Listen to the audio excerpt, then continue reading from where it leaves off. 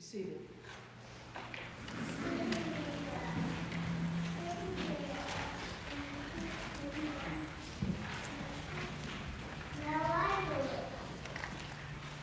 I want us all to take a moment. Take a collective breath in and breathe out. I think that's an essential exercise for any day, and I think it'll be an important one that we take while we experience Holy Week. Because we are just like the women, the disciples, Joseph of Arimathea, and the centurion. We are witnesses to things that are brutal, things that are unjust, all things that can leave us feeling powerless to do anything. I think we've all been like Peter at some point in time, or even Thomas. We don't hear about Thomas in this gospel, but just like Peter, Thomas thought that he'd be courageous and stalwart. He'd be right there with Jesus, confronting the Jerusalem status quo, only to end up standing far away, and as far away as possible at the time of the crucifixion. As brave as they wanted to be, what Jesus was doing was too scary, too challenging. He took on a power structure that was into dominance and control.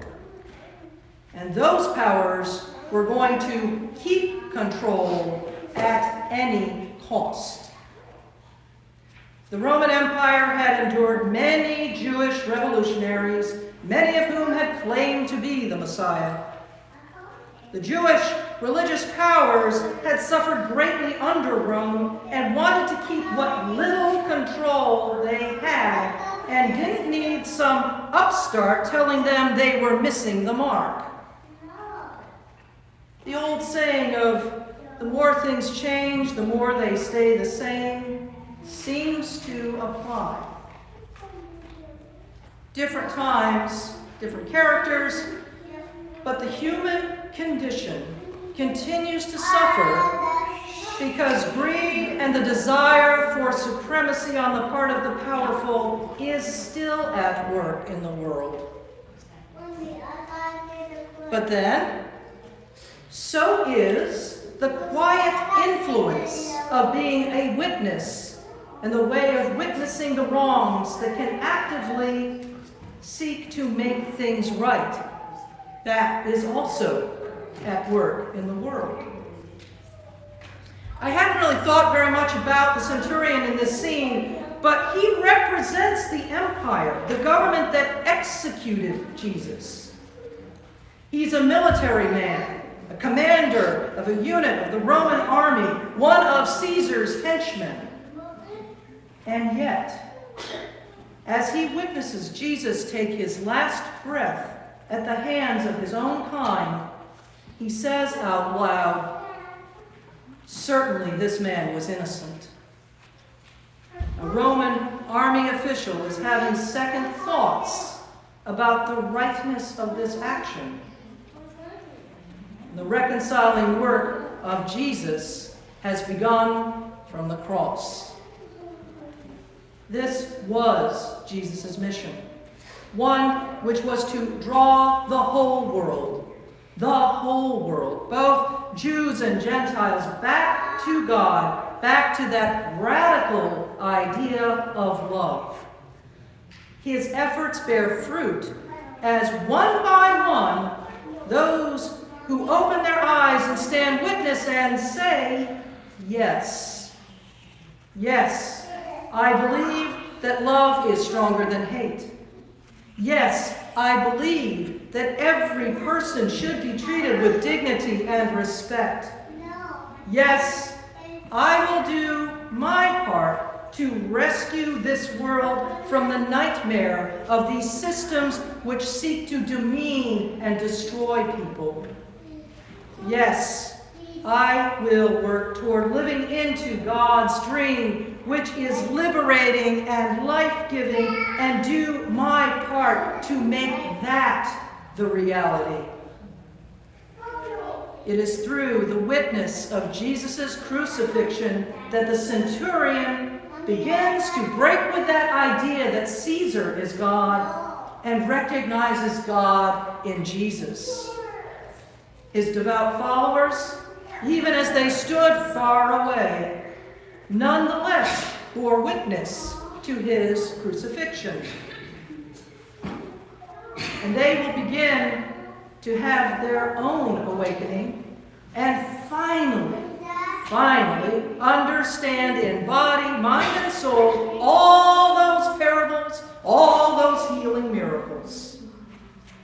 Sometimes it takes us witnessing something that disturbs us so much that we're finally moved to stand up for others. Sometimes the unfairness has to happen to us or our loved ones before it becomes so real that we cannot ignore it. Jesus confronted the hypocrisy and corruption that was rampant in the Roman Empire at that time. His death shined an even brighter light on all that was wrong with the system. And his resurrection was that proof, the important confirmation that love does not stop. Those witnesses made sure of that. Their witness to his death and later to his resurrection gave them the courage to live into love and carry on with Jesus' mission. Now we, who stand before the cross and are bearing witness to what's happening around us, we are being challenged to do the same.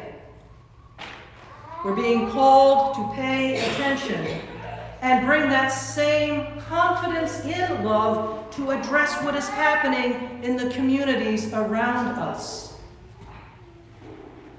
Migrant farm workers are too scared to go to work. Their children are afraid to go to school. The farmers who normally employ migrants are having to cut back on their planting and production because they don't have enough laborers. And they don't want to put their workers at risk. This is happening in Gadsden County, Florida, only about 100 miles away from here. Fear and uncertainty and distrust are growing. If ever there was a time for the followers of Jesus to be the brave witnesses, to show up, stand up, and speak out on behalf of those who are nervous and afraid, now is the time. Amen.